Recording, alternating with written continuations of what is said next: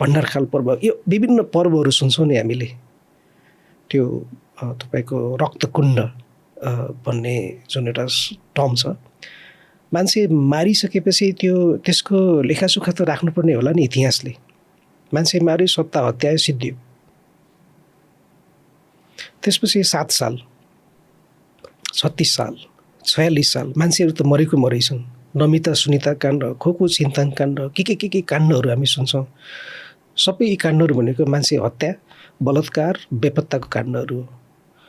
फलामको शक्ति र गुणले भरिएको प्राइम बिलेटबाट बनेको कार्बन, म्याङ्गनिज, सल्फर र फस्फोरसको सन्तुलित सम्मिश्रण भएको, आकारमा समानता अनि तौलमा एकरूपता रहेको, गुणस्तरमा उत्कृष्ट, हरेक निर्माणको मेरुदण्ड, पञ्चकन्या 500 XT र 550 XT।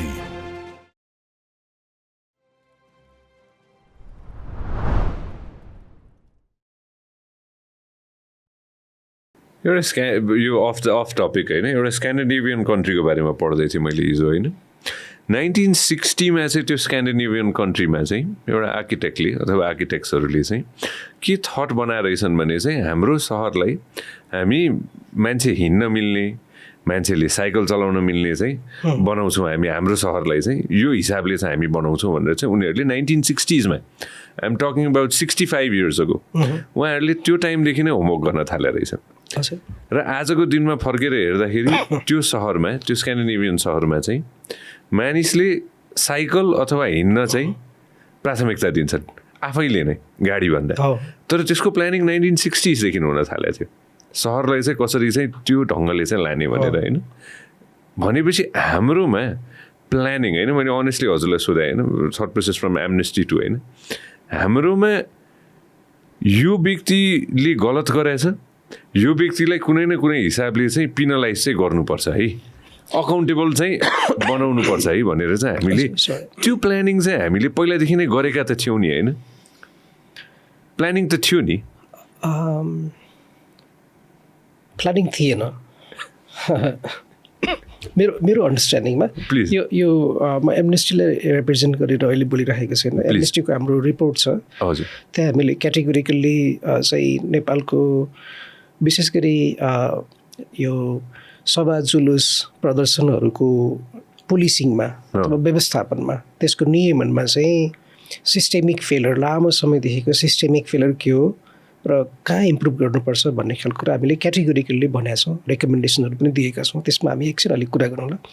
मैले अहिले यतिखेर जुन तपाईँले प्रश्न गर्नुभयो, हामीले यो अकाउन्टेबिलिटी इन्स्योर गर्नको लागि चाहिँ धेरै गर्थी प्लानिङ त गरिरहेका थियौँ भनेर भन्नुभयो।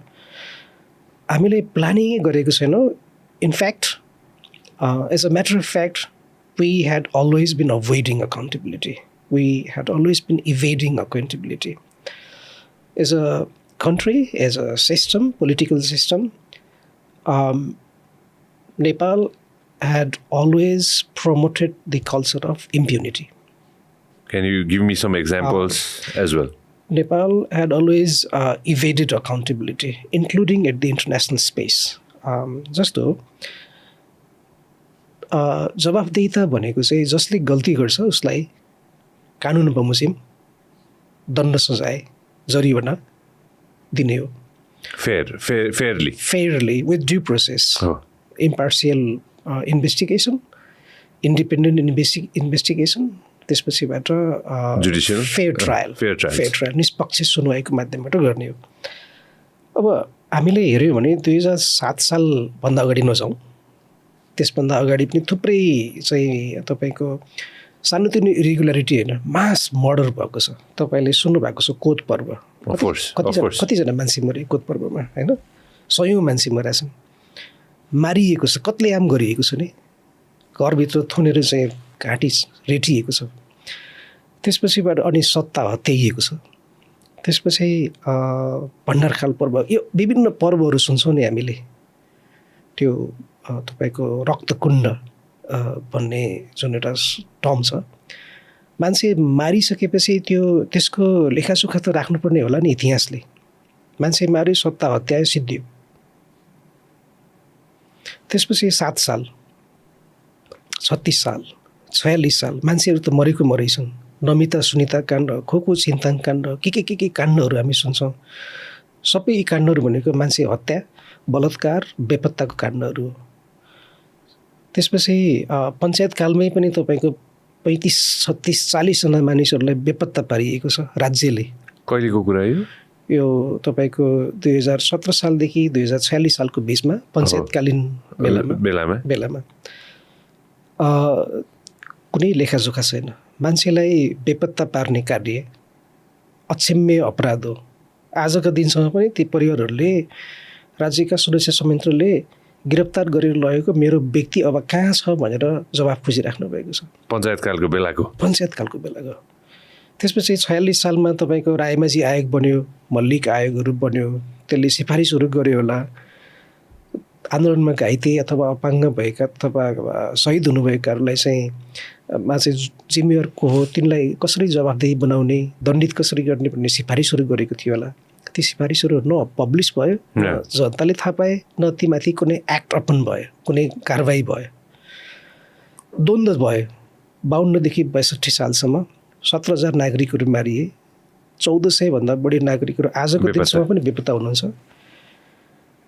तपाईँको सङ्क्रमणकालीन न्याय सम्बन्धी 2टा आयोगहरू, सत्यनिरूपण आयोग र बेपत्ता छानबिन आयोग गठन गरेर 60 दिनभित्र चाहिँ यो समस्या रिजल्भ गर्ने भनेर 2006 साल मङ्सिर 5 गते गरेको विस्तृत शान्ति सम्झौता, कम्प्रिहेन्सिभ पिस एक्टमा चाहिँ तत्कालीन सरकारको तर्फबाट चाहिँ गिरिजाप्रसाद कोइराला र अनि प्रचण्ड उहाँहरूले हस्ताक्षर गरेको दस्तावेजमा छ। 60 दिनभित्रमा चाहिँ वी रिजल्भ दिस भन्नुभएको छ। 60 दिनभित्र आज इट्स बिन 19 इयर्स। यो तस्बिरको कुरा गर्दै हुन्छ हैन त हजुरले? यस।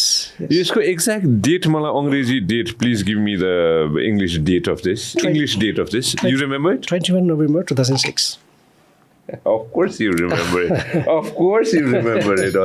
हजुर कहाँ हुनुहुन्थ्यो यतिखेर? म चाहिँ त्यतिखेर स्कुल पढाउनु हुन्थ्यो होइन? इमिडिएटली आफ्टर दिस मैले 2007 देखिबाट चाहिँ यो पिस प्रोसेस एफिलिएटेड काममै विशेष गरी यो माओवादी सेनाहरूको क्यान्टोनमेन्टमा रेजिस्ट्रेसन उहाँहरूको भेरिफिकेसनको काम गरेको थिएँ as part of UNMIN. I think that was in 2007 January to 2008 February. एक वर्ष चाहिँ हजुरले काम गर्नु भएको थियो। त्यो त लामो चल्यो नि होइन? इमेजमा जाउँ त, यो इन्ट्रेस्टिङ छ यो इमेजमा होइन? यो इमेजको बारेमा हामीले पहिला पनि चर्चा गरेका छौँ मेरो सोमा होइन? तर यो इन्ट्रेस्टिङ छ किनभने ब्याकग्राउन्डमा हामीले त्यसमा नजाउँ, यतापट्टि केपी शर्मा ओली पनि हुनुहुन्छ होइन? त्यो तस्बिरमा जाउँ, go to as the right of that होइन? इन्ट्रेस्टिङ तस्बिर छ यो। छेउमा सबै पूर्व प्रधानमन्त्रीहरू हुनुहुन्छ यसमा एक हिसाबले भन्नुपर्दाखेरि होइन? अलिकति ब्याक जाउँ त, शेरबहादुर देउवा पनि हुनुहुन्छ पूर्व प्रधानमन्त्री होइन? गो ब्याक हो त्यो दोस्रो फोटोमा जाउँ त। हो दिस वान 2007 होइन त? 6 नोभेम्बर 21। 20 इयर्स अबको लगभग 20 दिन पश्चात होइन त? होइन हामीले 20 वर्ष भयो भन्न मिल्छ। 19 वर्ष पुगेर 20 वर्ष लाग्यो। 20 वर्ष लागिसक्यो। नोभेम्बरमै लागिसक्यो। अहिले त हामी डिसेम्बरमा छौँ। सो एउटा बालक प्रब्ली त्यो भाइजलले अघि नै त्यो मोबाइल फोन चलाउँदै थियो त्यो आर्मीको ट्रक तल। I think he was born after 2006 most probably. So हामी त्यो देशमा छौँ जुन देशमा चाहिँ जसले चाहिँ सत्ताहरू हाँक्दै हुनुहुन्छ उहाँहरू एउटा होल जेनेरेसन हुर्किसक्यो, पुरै जेनेरेसन सक्यो। अब अहिले तपाईँको कस्तो छ भने अब so basically what they praise, they praise, let's forget the past. I mean, how can you forget the past? You shouldn't forget the past. The past should remain. Past should guide us. You can forgive those of them who did wrongs as a human journey, and you can move on, but you can never forget your past. तपाईँले आफ्नो बुवालाई चाहिँ मार्ने मानिसलाई कसरी बिर्सनुहुन्छ? अथवा आफ्नो बुवाको मृत्यु भएको अथवा आफ्नो चाहिँ एकदमै नजिकको मानिसहरूको आफ्नै सामान्य चाहिँ सुरक्षा निकाय अथवा कसैले चाहिँ आफ्नै आँखा अगाडि चाहिँ बलात्कार गरेको दृश्य कसरी बिर्सनुहुन्छ? How can you forget that? त्यो अट्रोसिटीलाई तर what we are building up is in the name of reconciliation मेलमिलाप गर्नुपर्छ भनेर basically you are promoting injustice. You are encouraging injustice. You are encouraging impunity. भनेको दण्डहीनता. Here what happens is those who are powerful, they are above law. Law is meant to be for the poor, for those of them, the common people. That's not rule of law. Rule of law भनेको विधिको शासन अथवा जवाफदिता भनेको law applies to everybody equally. If you kill somebody, even if it's for a political motive, that has to be counted. That has to be dealt with in accordance with law. हामी कहाँ चाहिँ राजनीतिक लेप लगाइदियो यो राजनीतिक परिवर्तनको लागि भएको हो यो बलिदानी हो उहाँ शहीद हुनुभयो सक्यो अब 10 लाख रुपियाँ खल्तीमा अगाडि बढ्यो. What is this culture we are building? होइन हामी अफेयर कुरा गर्दाखेरि अहिलेसम्म कोही पनि अकाउन्टेबल भएको छैन. अकाउन्टेबल कोही भएको छ भने ऊ जेल पुगिसकेपछि पनि उसलाई फेरि निकालिन्छ या पार्डन गरिन्छ या कुनै हिसाबले निकालिन्छ. त्यही भन्नुभयो नि त. तपाईँले हाम्रो क्लिप एकदमै एन्जोय गर्नुभयो होला. अब पुरै भिडियो हेर्नको लागि चाहिँ युट्युबमा सब्सक्राइब गर्न नबिर्सिनु होला. व्यास मिडिया नेटवर्क.